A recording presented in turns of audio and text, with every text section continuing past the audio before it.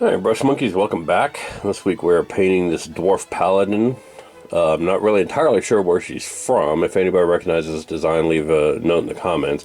This was one of the leftover 3D printed minis from the paint and takes that I used to do at Redux Society that I had picked up at some point and thought it was a cool sculpt and decided to paint it and never really got around to it, so now I'm doing it today. So we got all our paints laid out. I'm going to go ahead and get started. See you in a bit. Alright, Brush Monkeys, we've made some progress on our gal here. As you can see, I got her skin done. She's looking pretty good. I got her teeth and her lip painted. I got her hair started, at least base coated. And I've got the cloak and her gloves based in white because I'm going to do them in a blue contrast paint. Her actual clothing, her pants there, will be Army Painter deep blue. Not a speed paint, but it's just a regular paint. So yeah, she's coming along pretty nicely. And I think up next I'm going to finish up her hair, and then we'll do the contrast paints on the white parts, and we'll go from there. See you in a bit. Bye. Alright, we made some more progress on our girl here. As you can see, it's starting to come together. I got the shield and her clothing all based in blue. Again, the pants and the shield were Army Painter deep blue with a blue wash. That blue wash is Army Painter Blue Tone ink wash. And then the cloak and gloves were done with the ultramarine blue contrast paint. And as you can see, that's still kind of wet because I literally just got done with it. And of course I can't put a bottle down without knocking over 15 others. God forbid. Whew. Okay, so we also got the armor based in the blackened steel. The next step is to go over all that trim with the shining silver. I'm going to let the blue dry before we start doing that. But she's coming along. So I'm going to take a little break here and let all that contrast paint finish drying, and then we'll come back and do the trim on the armor. See you in a bit. Bye. Alright, we have made some more progress on our gal here. We got her armor trim done. Got the little eagle on her shield. Dry brushed with the Necron compound. Maybe do a little bit more of that. Now that I'm looking at it, I realize part of that wing's not quite highlighted.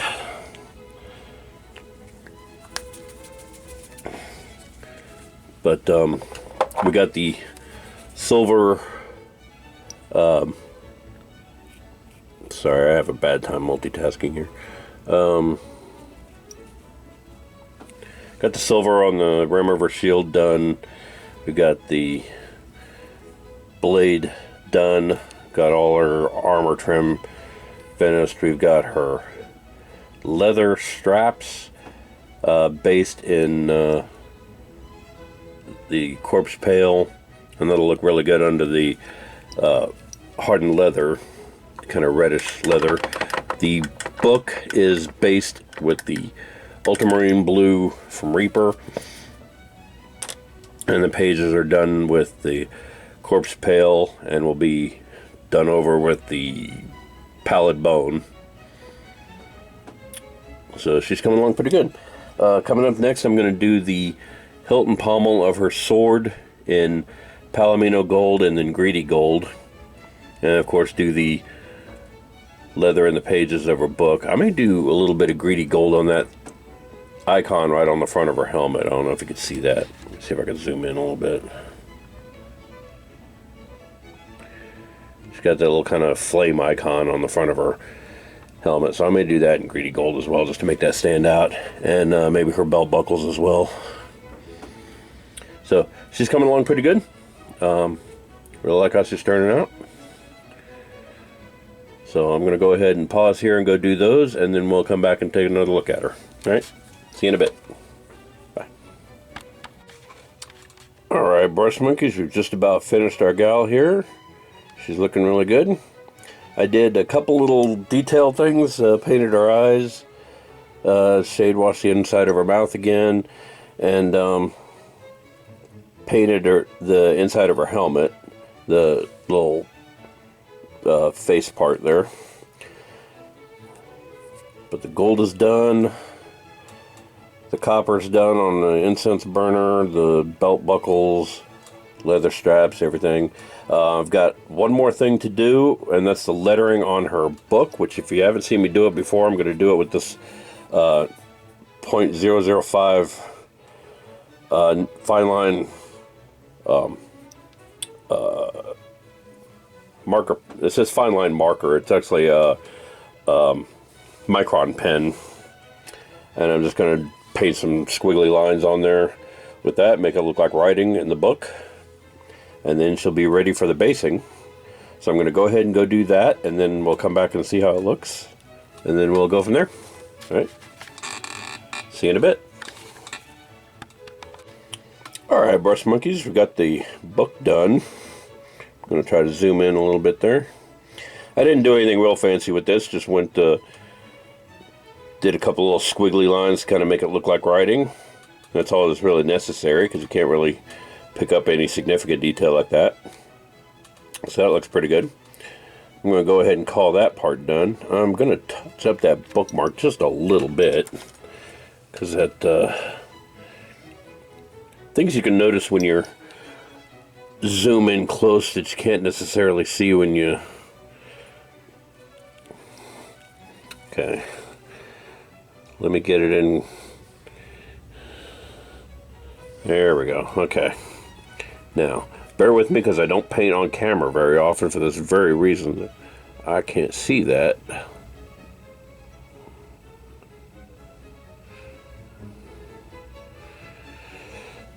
There we go. Get that whole bookmark painted. Alright, so I'm going to go ahead and call this gal pretty well done. All that's left to do is the base, and you'll notice on this one I did not do a texture base on this. I'm going to do this base a little differently. I'm going to paint the whole thing with this Vallejo black green, and then I'm going to do some grass flock on it. Do some white glue and then grass flock.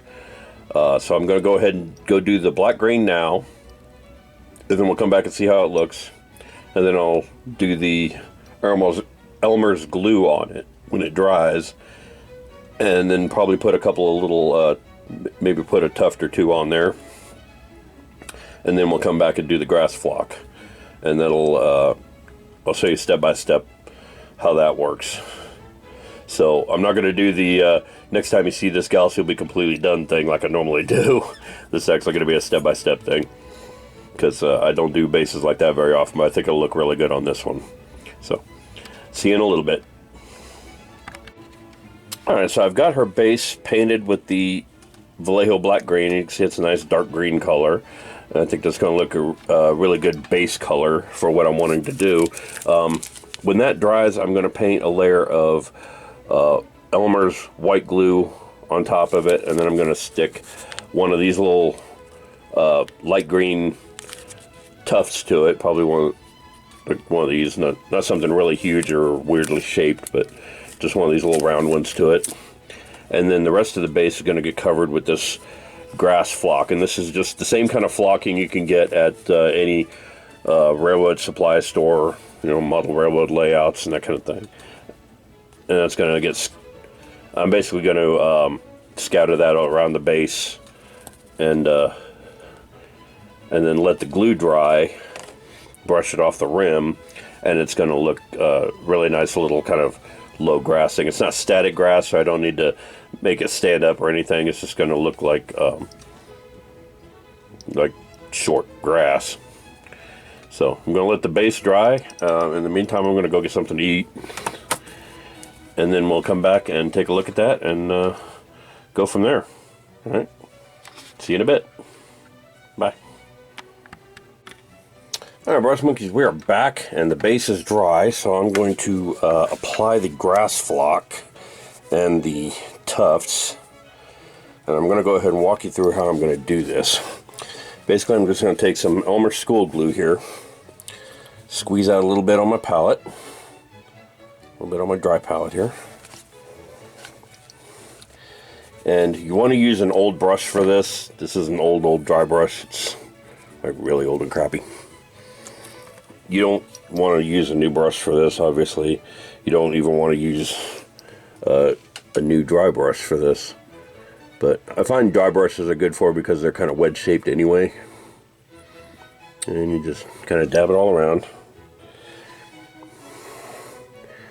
This, by the way, is the same step you want to do if you're doing a crackle paste on the base. You want to put on a fairly thick coat of glue, let it dry, and then put on the crackle paste. With this, we're not going to let it dry. We're just going to put that on there. And then use a pair of tweezers, pick out our tuft here, figure out which one I want to use. Kind of like that one. And we're just going to stick that right there.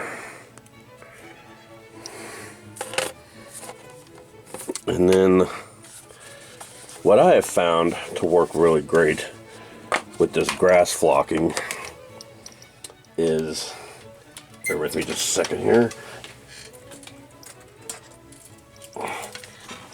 I found someplace, I can't remember where, these little measuring spoons that have things like smidgen, dash, pinch, tad, things like that on there. And I just use the drop one because it's a little tiny one. Just keep the mini over the pot and drop the grass on. And the great thing about these little ones is you're not picking up a ton of flocking in the first place, but it also lets you control where you're putting it a little bit better than if you're just kind of slopping it on there.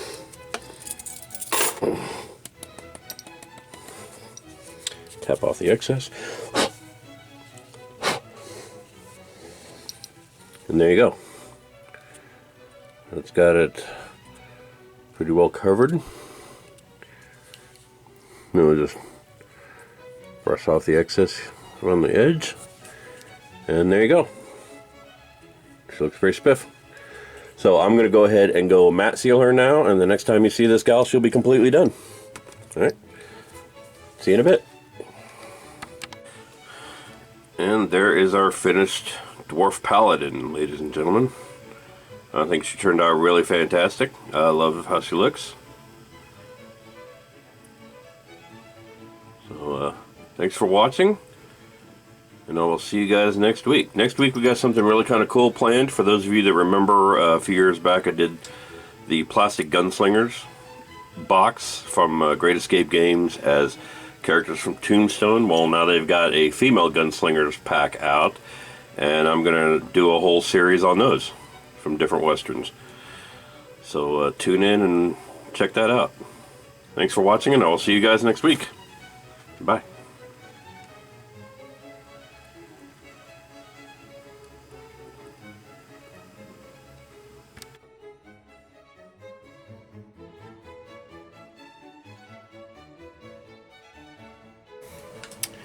Hey Brass Monkeys, Tom from Flying Monkey Studios here. If you like what you see, click like.